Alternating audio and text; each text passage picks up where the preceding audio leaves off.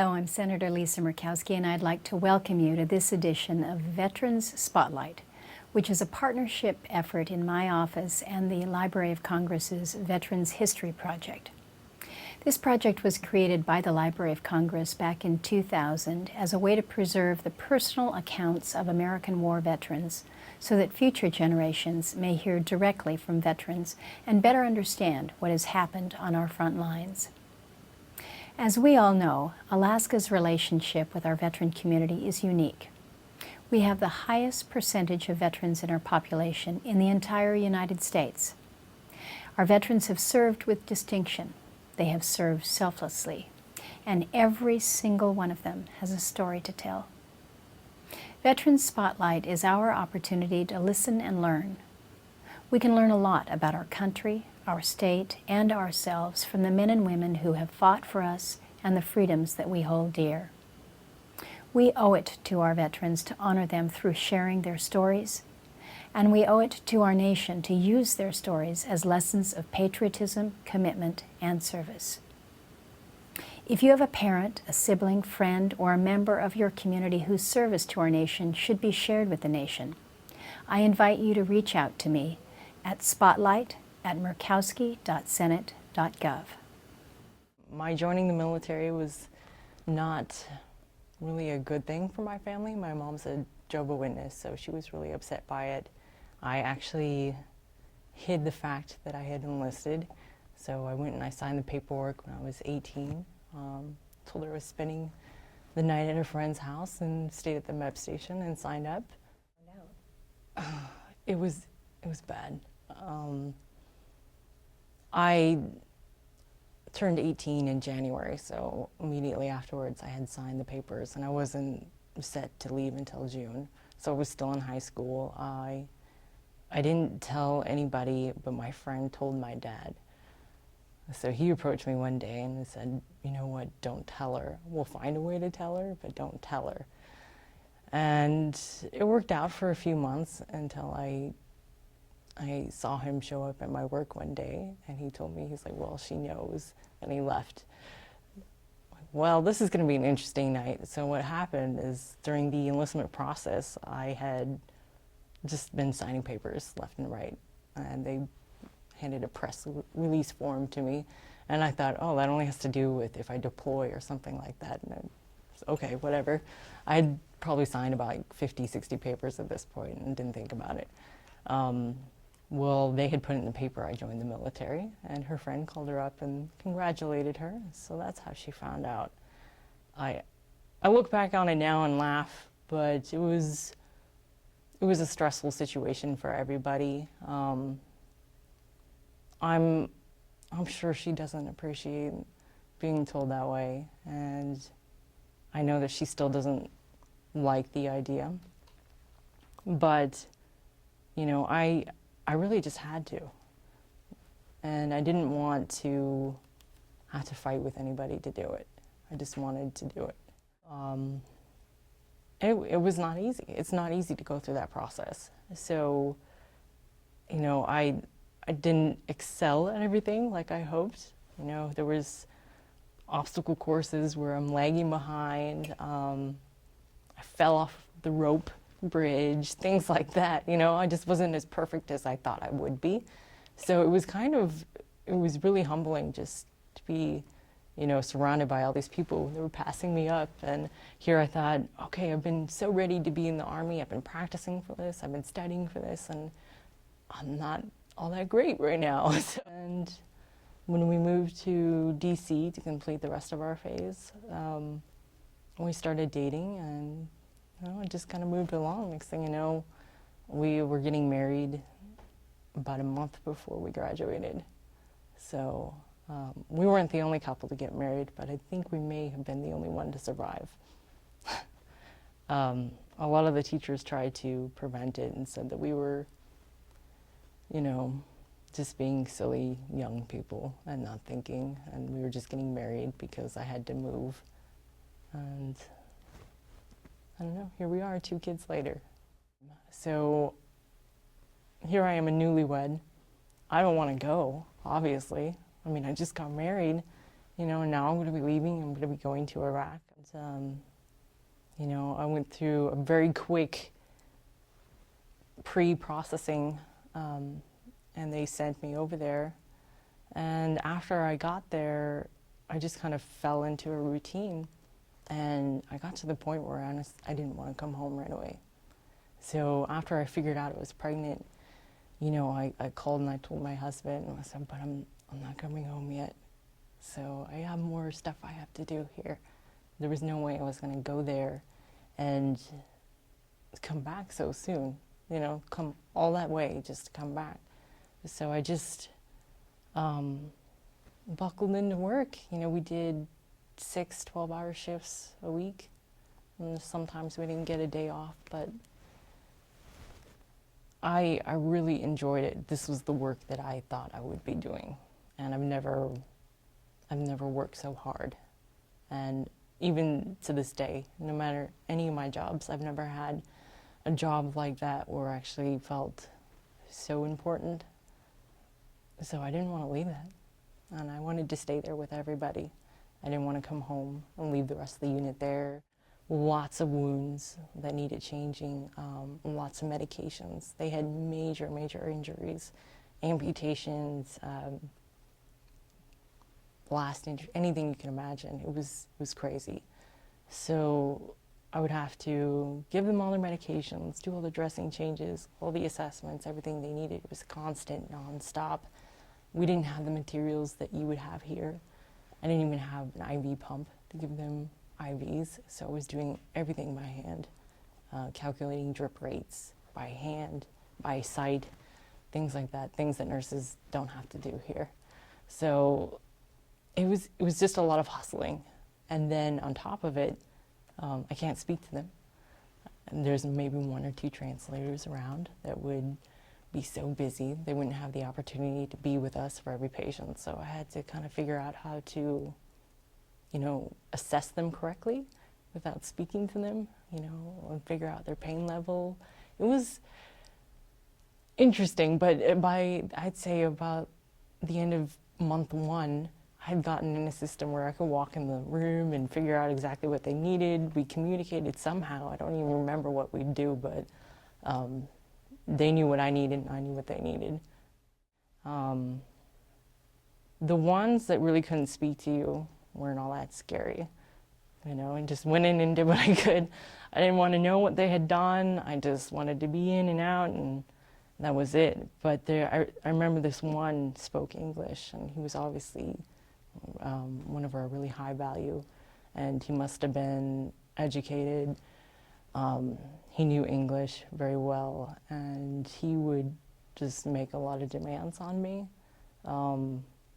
And I tried to be the best nurse I could, no matter what it was. You know, I had a job, and I was just fixing that person, no matter what it was. You're going to get your medications, you're going to get everything you need, I'm going to dress your bandages, I don't care who you are. But I remember this patient, I had stepped out to take care of another patient, and when I came back, he said, "Oh, where were you? I was calling." Like, "Well, did nobody come and help you? You know, I'm sorry, nobody helped you." And he said, "No, you're supposed to come when I call." It was just this really crazy, freaky, like, okay, well, I'm walking out now, so you can't make demands of me. It's just, so there was a lot of interesting ones like that. There was a couple that started out as detainees and then were changed to civilian status. I remember in particular this one little old man, we called him the mad scientist, and he apparently was a bomb maker, although they say if they were a bomb maker they were missing their fingers, and he had all his fingers. So he had the full beard and this white hair, this toothless smile, and just looked too fragile to do anything. And I took care of him for weeks as a detainee, and then one day I came in, he had shaved off all his hair. He was completely bald, and with his big old toothless grin, and they said he was no longer a detainee. So, like, well, okay, you know, this crazy little frail bald man is, you know, laying in bed smiling, all happy like, and again, I can't talk to them and just do hand gestures and stuff. So I'm like, okay, well, now you're civilian. Okay, we'll continue doing what we've been doing. And he had a friend come in with a thermos one day, and you know, all he said to me, he's like holding this cup out, chai. And I'm like, well, okay, sure, I'll try it. And it was probably, no, for sure, it was the best cup of chai I've ever had in my life. Never found anything close to that. So, you know, here I am, I was 19 at this point. Like, I thought I had a clear definition of what these people were, and everybody was just breaking all the stereotypes that I thought that they would be. I was learning so much, you know, to have some people be so generous, but then some people be so hateful.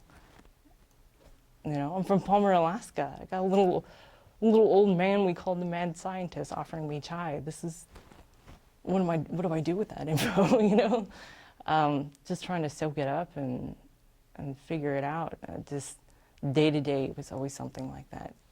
Whether it was the little old man or it was a 13-year-old boy that we had as a detainee, but was bawling his eyes out, you know. As a person, it's like, what? How do I approach this, you know? So I feel like that time over there is when I grew the most.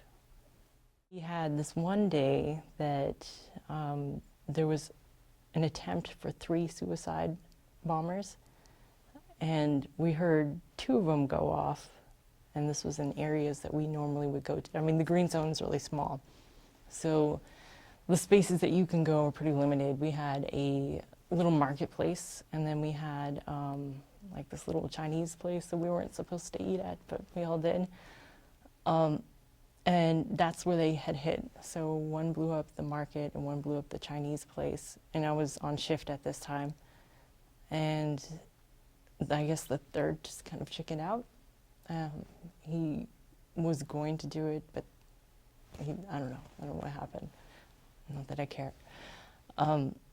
But I heard those 2 go off, and they were pretty much right next to the hospital, and people started pouring in to the gates, you know, trying to go to the hospital. So they wanted to come in for help. They started pulling staff from everywhere they could to go out and triage the patients in the front. And they told me, you know, to go out there. And I had heard there was a 3rd guy that they hadn't caught yet, a suicide bomber. And I just remember thinking to myself, I'm pregnant. What the heck am I doing? I'm going to go out there now? Like, in the heat with, you know, a 3rd suicide bomber? What the heck am I doing here? This is insane. So I just had that thought to myself, like, wow, I need to go home, you know? And we got through that day. I called my husband, and I told him what was going on. And he was pretty upset. He was not liking me being over there in the first place. So when I told him, you know, oh yeah, we had 2 suicide bombers today, and the 3rd one didn't do it, and this and that, he started threatening to call my command and tell them to bring me home. And, you know, rightfully so, he was upset and wanted me home. And you know, I just decided, like, oh well, okay, I'll do it then. And I told my boss that I was pregnant and I needed to go home, and they sent me home. It took a little while, but unfortunately, there's a lot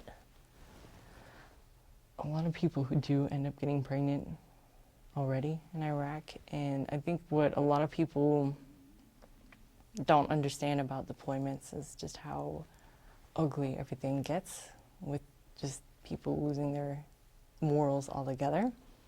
So I had been terrified to say that I was pregnant. I didn't want them to think that I had gotten pregnant there.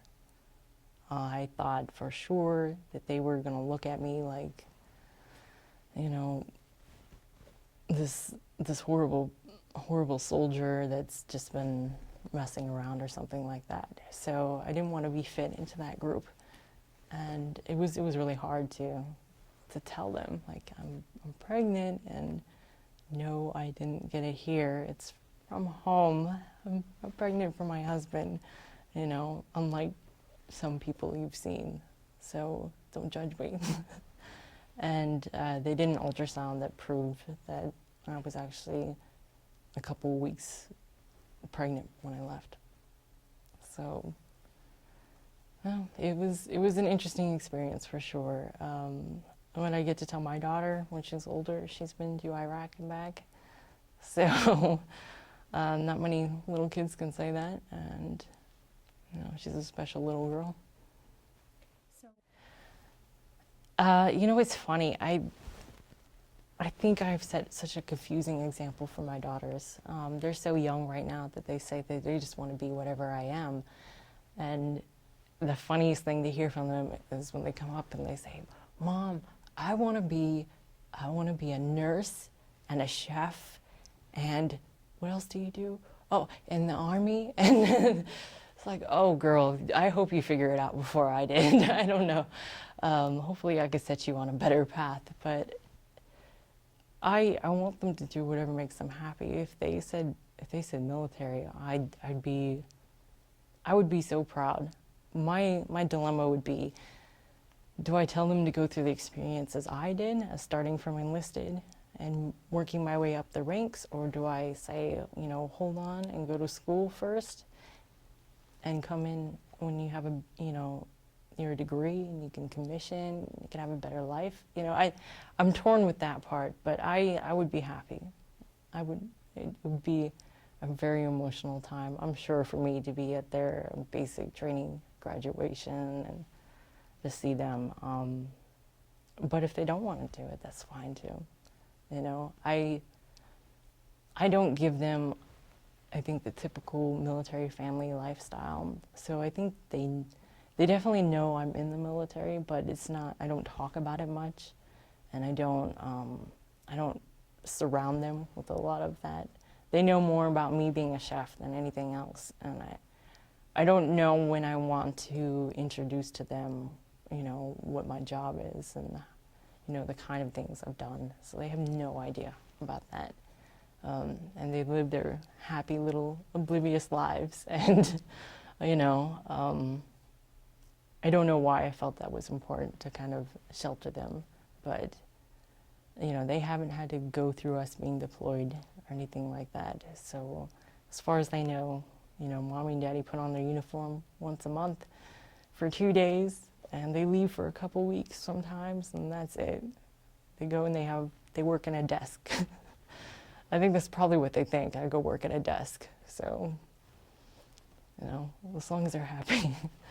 But they hate it already, and I don't have that active duty lifestyle, which is sad. Every time I do put on my uniform, they're like, "Oh, it's your army time. I'm not gonna see you for 2 days." And, you know, they don't understand now, but like I said, I'll introduce these concepts to them later in life, but I want them to find their own way and figure it out. I don't want to pressure them into doing anything military, non-military, whatever they want to be. They want to be a ballerina, they want to be an artist, you know. Hopefully I can be that supportive network behind them and at least show them that, you know, I faced such crazy odds. Nobody would have thought I would go through college or I'd have 2 careers or do anything that I've done. So hopefully they can see that and, you know, make their decision based off of that. Well, you know, Mommy was able to do all that, so I'm gonna go be a photographer. I don't know. Whatever they want to do. They have their choice.